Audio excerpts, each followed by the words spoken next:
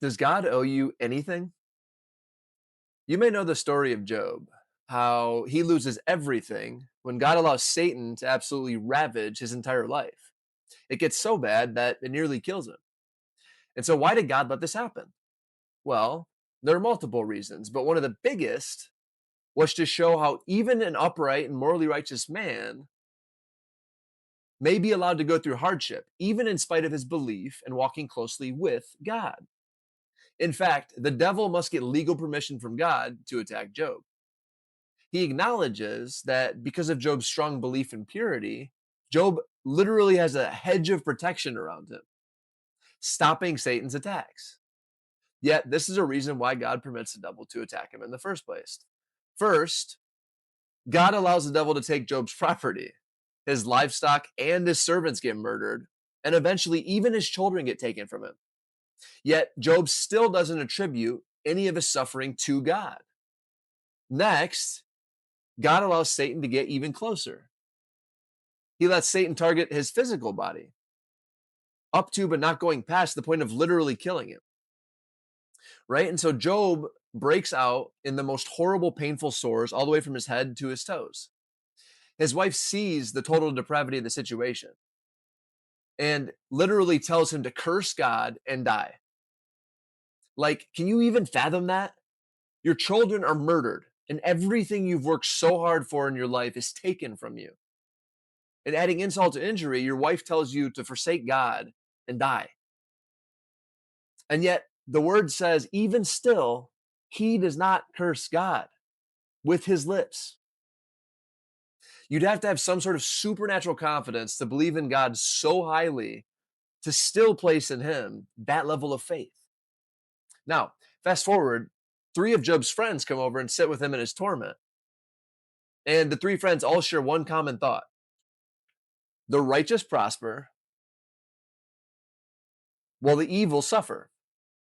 Clearly, Job must have messed up big time to receive punishment from God like this. Another way we can think about what they're saying is Galatians 6:7. You reap what you sow. And hold on to that because there's a deeper spiritual truth within that idea that I'll get to in a second.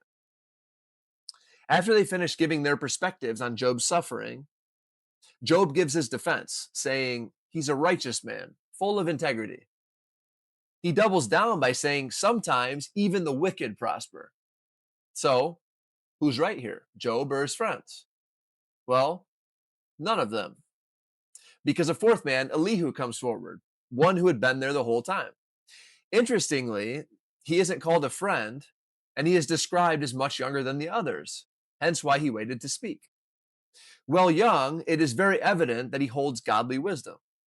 In fact, in his introduction, it says he gets angry at Job for justifying himself rather than God, and angry at the three friends for finding no answer in Job's suffering, but still saying he was in the wrong. We can boil down what Elihu says to this. One, God is sovereign over all things, that is, all powerful and in control. Two, Job is wrong to justify himself over God.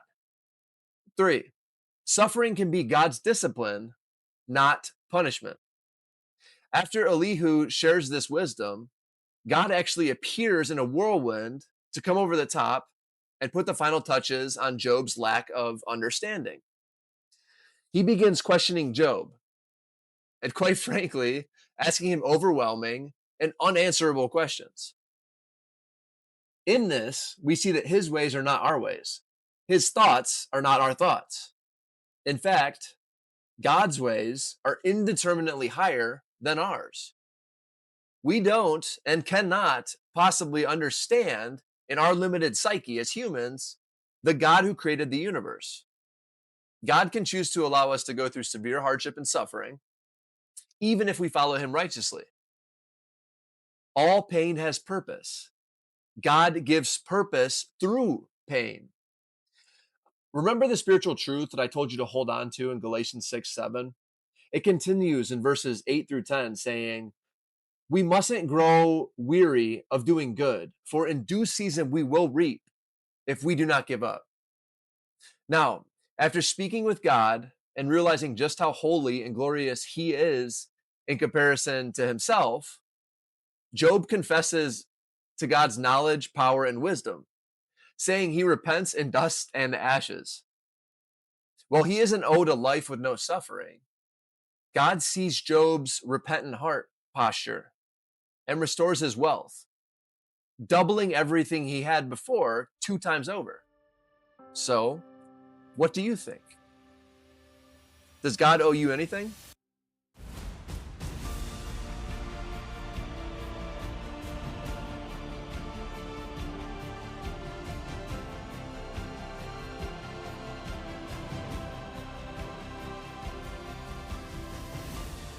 I did it.